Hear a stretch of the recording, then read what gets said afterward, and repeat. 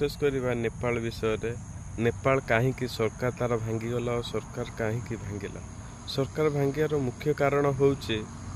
जमीती बांग्लादेश दुर्नीति हैला एवं तार सरकार चेंज हो गला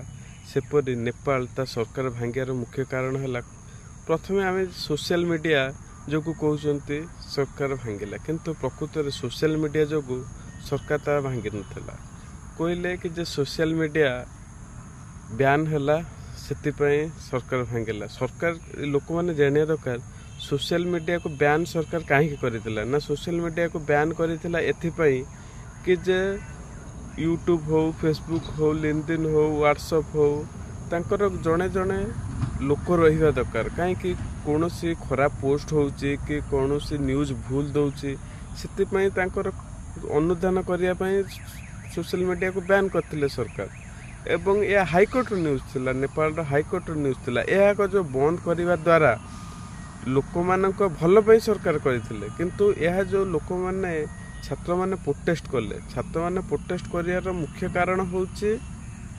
दुर्नीति जे छात्र मानक कहउचंती जीन जो छात्र मानक प्रोटेस्ट कले 19 जन छात्र मृत्युमरण कले 19 जन छात्र जो मरी गले ताहा एटा बहुत बड़ दुख खबर किंतु मृत्युवरण करियार मुख्य जिनस होची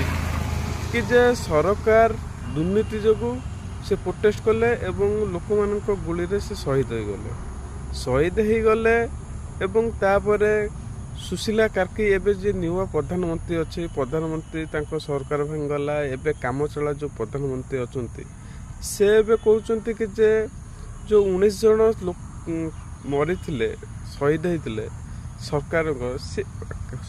को कार्य अनुसार कहते 19 जन लोक किंतु अधिक मरीचंती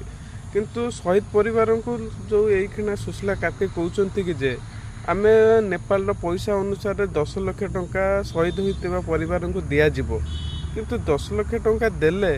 तांको सरकार तांको पिला पाई पारिबे से पिला फेरी पारिबे एटा जो दुर्नीति जो सरकार भांगिबा एटा बहुत बड़ दुख खबर।